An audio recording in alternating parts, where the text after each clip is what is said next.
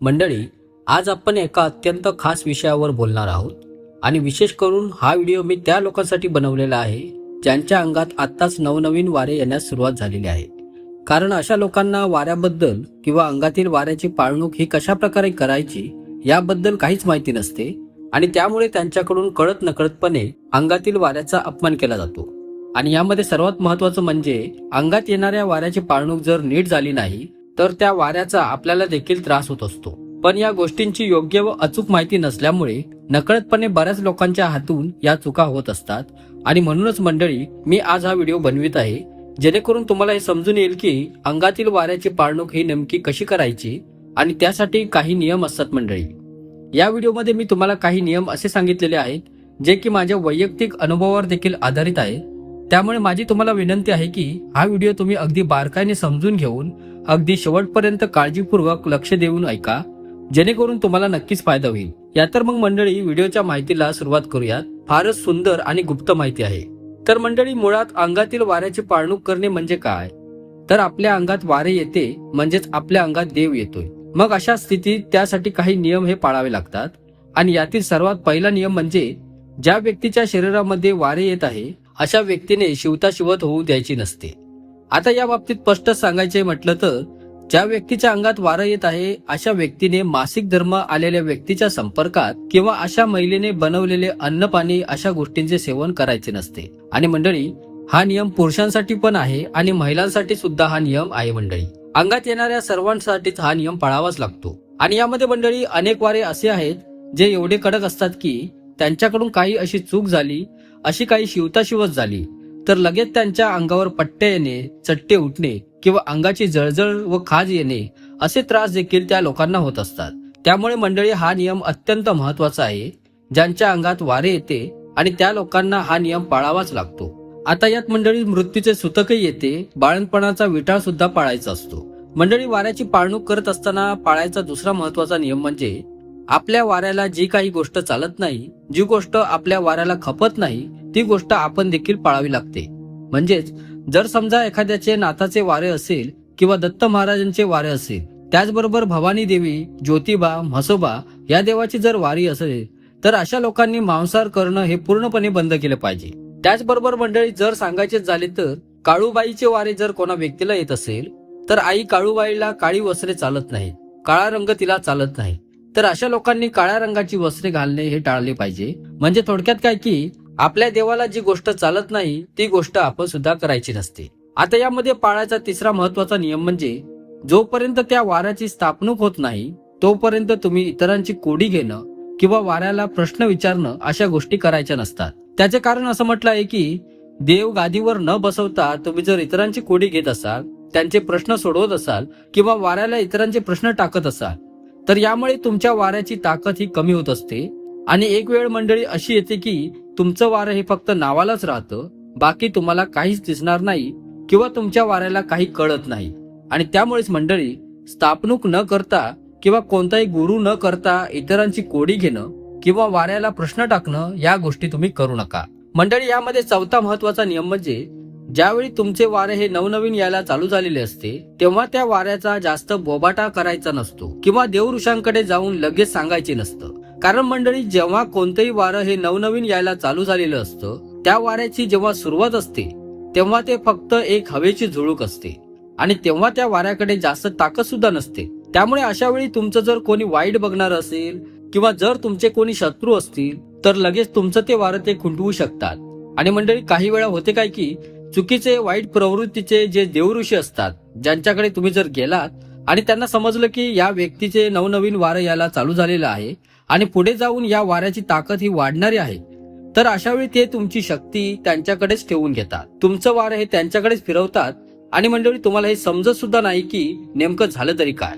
त्यामुळे ही गोष्ट मी माझ्या अनुभवावरून तुम्हाला सांगतो की जर तुमचं वारं नवनवीन येत असेल तर तुम्ही देवऋषांकडे लगेच लगबगीने जाऊ नका. कारण मंडळी, माझ्याकडे अशी अनेक उदाहरणे आहेत.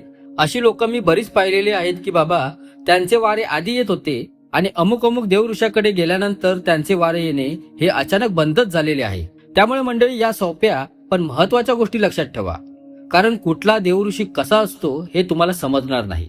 आता मंडळी, अंगातील वाऱ्याचे पाळणूक करण्याचा पुढचा 5वा महत्वाचा नियम म्हणजे, आणि खास करून हा नियम त्या लोकांसाठी आहे ज्यांचे नवनवीन वारं यायला चालू झालेलं आहे, किंवा अजून अद्यापपर्यंत ज्या लोकांनी सुरू केलेलं नाही, जी लोक गुरुदीक्षित नाहीयेत, अशा लोकांनी हा नियम लक्षात ठेवला पाहिजे की कधीही गुरु करताना घाई करू नका आणि यामध्ये योग्य गुरुच करावा. कारण मंडळी, शेवटी कसं असतं की गुरुची ताकद आणि गुरुचे ज्ञान हेच शिष्याला मिळत असते.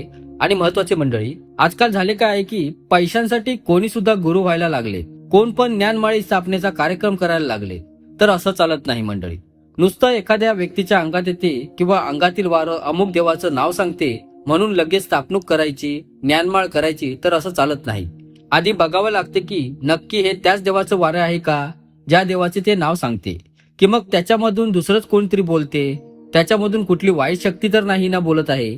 तर त्या सर्व गोष्टी बघाव्या लागतात मंडळी. कारण मंडळी, कसं होते की बऱ्याच वेळा करणीबाधा, प्रेतबाधा किंवा वाईट शक्तींचा त्रास जर तुम्हाला असेल तर त्या शक्ती तुमच्या शरीरात खेळतात आणि ते कोणत्याही देवाचं नाव घेतात.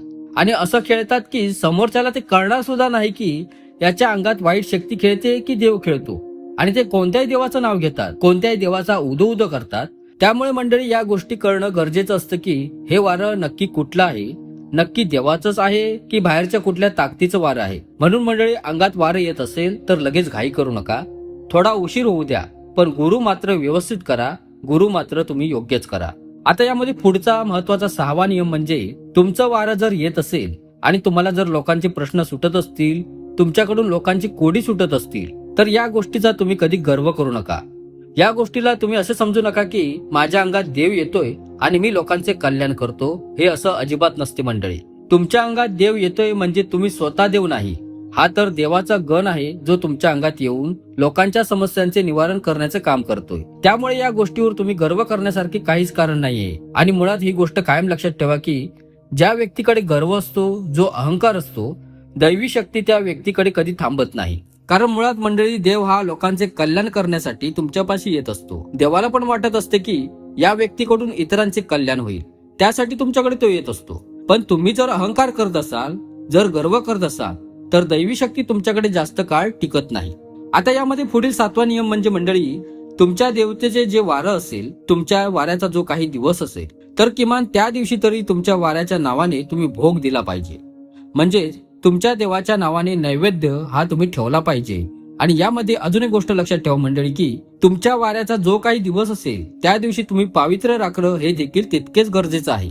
अर्थात त्या दिवशी तुम्ही ब्रह्मचर्याचे पालन करणं आणि मांसाहार टाळणं या गोष्टी सुद्धा कराव्या लागतात. आणि मंडळी, तो एक दिवस तुम्हाला पूर्णपणे देवाच्याच नावाने अर्पण करायचा आहे. तर मंडळी, अंगातील वाऱ्याचे पाळणूक करण्याचे हे होते काही महत्वाचे नियम. आता काही छोट्या मोठ्या गोष्टी सुद्धा आहेत आणि त्या पण गोष्टी तुम्हाला सुद्धा कळणे फारच तितके महत्वाचे आहे. तर त्या गोष्टी कोणत्या आहेत? आता यामध्ये वर्षश्राद्ध, सुतक अथवा बाळंतकरणातील अन्न पाणी हे तुम्हाला घ्यायचं नसतं. आता बऱ्याचदा असे होते की आपल्याच घरातील जवळची कोणीतरी व्यक्ती वारते किंवा आपल्याच रक्तातीलच कोणीतरी नातेवाईक वारतात. तर अशा वेळी आपल्याला त्यांच्या कार्याचे म्हणा किंवा त्यांच्या घरातील जेवण वगैरे करावंच लागतं. तर मंडळी, एक गोष्ट लक्षात ठेवा की रक्ताच्या नात्यामध्ये जर कोणी वारलं असेल तर त्यांच्या कार्याचं खाल्लं तरी चालू शकतं, परंतु मंडळी, बाकी कोणाच्या कार्याचे हे तुम्ही खायचे नसते. आणि यामध्ये अजून एक महत्वाचं तुम्हाला सांगायचे आहे आणि अनेक लोक अशा चुका करतात आणि या गोष्टींचा त्रास देखील त्यांना पुढे जाऊन भोगावा लागतो. तर ती गोष्ट म्हणजे स्वतःहून तुम्ही कधी वारं घेऊ नका. अनेक लोकांना सवय असते की लोकांना दाखवायची असते की बाबा मी देवऋषी आहे किंवा माझ्याकडे वारं आहे आणि माझं वारं किती ताकदीचं आहे. तुम्ही बघा, मी लोकांची कोडी सोडवू शकतो, मला लोकांचं सगळं काही समजतं. आणि यामुळे गुरु न करता, देव गादीला न बसवता, त्याची स्थापणूक न करता उगाच वारं घ्यायचं, उगाच गादी लावायची आणि उगाच ढोल वाजून वारी घ्यायची आणि लोकांची कोडी सोडवायची. तर या गोष्टी करू नका मंडळी. या गोष्टी साफ चुकीच्या आहेत. कारण मंडळी, देव हा तुम्ही बोलवल्यावर येतो आणि तुम्ही बोलल्यावर जातो असं असत नाही मंडळी. देवाच्या जेव्हा मनात असतं तेव्हाच तो देव येतो, तो खेळतो आणि तेव्हाच तो जातो. तुम्ही देवाला अडवू शकत नाही किंवा देवाला ये पण तुम्ही म्हणू शकत नाही. ही गोष्ट तुम्ही कायम लक्षात ठेवा मंडळी. त्यामुळे स्वतःहून वारं घेणं आणि लोकांची कोडी सोडवणे ही गोष्टी करू नका. तुम्हाला जर या गोष्टी करायच्याच आहेत तर योग्य गुरुचे तुम्ही मार्गदर्शन घ्या. देव तुम्ही गादीला बसवा, त्याची स्थापणूक करा आणि बिनधास्तपणे तुम्ही लोकांचे जनकल्याण करा, लोकांची कोडी सोडवा, लोकांना अडचणीतून बाहेर काढा. पण गुरु न करता, देवाची स्थापणूक न करता, देव गादीला न बसवता लोकांची कोडी सोडवू नका. कारण मंडळी, होते काय की तुम्ही ज्याची कोडी सोडवत असता त्याला तर फरक पडतो, पण त्याचा त्रास मात्र हा तुमच्या मागे फिरतो आणि तुम्हाला हा त्रास भोगावाच लागतो. त्यामुळे योग्य गुरुचे मार्गदर्शन घ्या आणि मगच त्या क्षेत्रामध्ये तुमचे पुढचे काम करा.